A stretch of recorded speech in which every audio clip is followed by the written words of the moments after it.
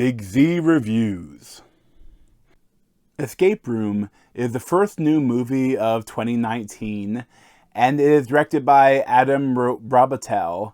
And it's kind of interesting because Robitel was he directed the last year's first movie too, which was Insidious: The Last Key. And that was another horror movie that I enjoyed, but was a little bit messy. And this one, I think, is a little bit more messy. But I don't know if I blame the director. I really think that it may come down to studio interference. This is the escape room. We should look for clues. What are we looking for here? Anything that looks like a puzzle or a code. It looks like an oven dial. That looks real. It's kind of warming up in here. Excuse me. We'd like our hit now, please. Well, that's creepy as hell. Is it getting hotter? How do we get out of here? It's Fahrenheit 450. So I couldn't help thinking that when watching this and seeing all the stuff for it, that this is like a pitch room movie. This is like the Sony studio heads were like, okay, we need a new horror movie. What's big right now? What do we got going on? What's in the popular culture? What are people doing right now? It's like someone's like, well, people are doing these escape rooms. Like they go in, they solve puzzles, and they get together and they escape a room. They're like, can we make a horror movie out of it? And it's like, but it's not that horror. Like it has some horror aspects, but it's almost like Saw light. Saw without any of the gore. Because when you know that people are gonna die, almost all of the people that they introduce are gonna die, but none of the deaths are really interesting. Like, even when they have really interesting rooms, the characters die kind of stupidly, and then they also don't really focus on it much. Like some may fall and there'll be like a splatter and they don't see anything, or someone may.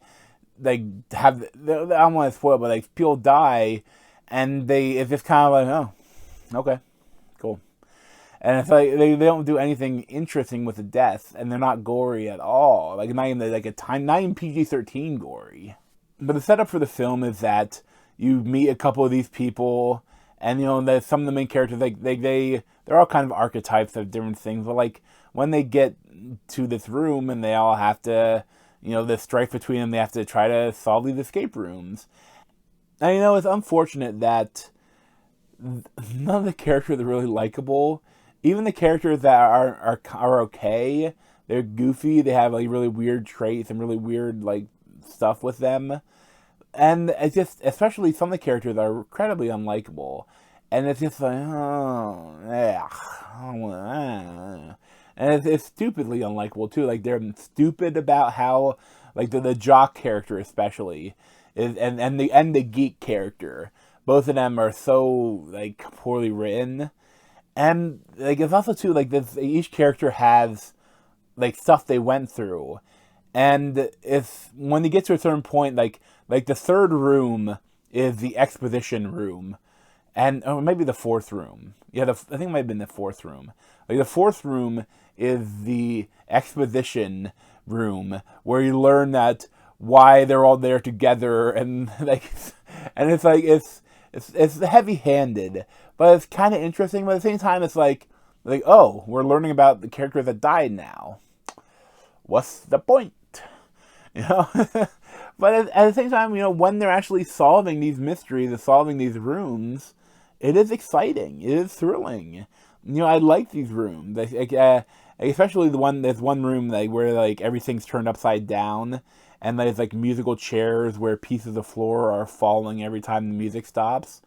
I mean, it's thrilling. I like the lot of stuff they did with it.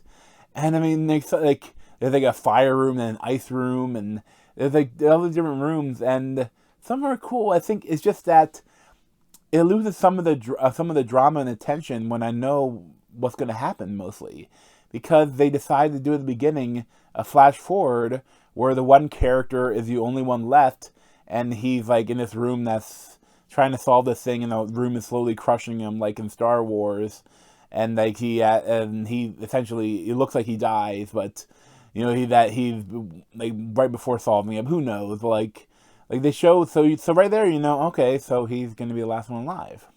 Okay, and it's like, I mean, there is some surprises, but even though they're incredibly foreseeable, but they when they do that, okay, so I know they're all gonna die. So like when there are two people going against each other, I'm like, oh well, it's gonna be him, of course, because you already showed me, you kind of spoiled it for me, and I really don't like it when movies do that.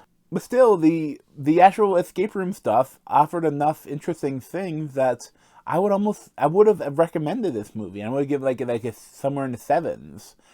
Except it gets towards the end, it gets really weird and odd. Like, I mean, I won't spoil it, but there's like multiple ending scenes, and all of them, they're like so heavy with like the sequel bait, and it's so ridiculous too. Because, for the Saw movies, like the coolest thing is that, they have a person that's doing all this to them. You have that, the puzzle maker that is doing this, and you have someone that, a villain to it, and this one doesn't. And then at a certain point, they give this person that's behind of it is like, it looks like the banker on Deal or No Deal, where he's like covered in shadow, or like the villain from Inspector Gadget or something. And they did these giant elaborate things, and it's just some rich guy. It turns out, look, okay, this is a spoiler, but it's a really stupid spoiler and doesn't really affect anything in the movie. But the whole reason they're doing this is a bunch of rich people want something new to watch. Like, this is like a new reality TV show only for rich people, where all the contestants die in these escape rooms. And it's like, I mean, these rooms would cost millions and millions of dollars to make. And I don't think the rich would pay for that. I mean, they would pay to participate, to maybe kill these people, like Hostel, but, just to watch. A lot of this stuff, especially the cold room, took like hours and hours. So you're saying that there are rich people watching that room for hours, like waiting for something to happen? I guess it doesn't make sense. And then the sequel bait is so heavy-handed. It's the worst I've ever seen of just of what they do, and like they have like multiple endings. Like why didn't you end it on one before, or end it on one before, or do something? Like, why would you end it like that? It's weird. I mean, like, that brought the movie down to like a 6 out of 10, maybe like a 5.5, 5.5 out of 10. Like those endings brought the movie down so much for me. They kind of they put a really bad taste in my mouth. But thanks for watching, and you can check out the replays on my head and subscribe to me in that Z over there. Thanks. This has been a Big Z movie review. Thanks for watching.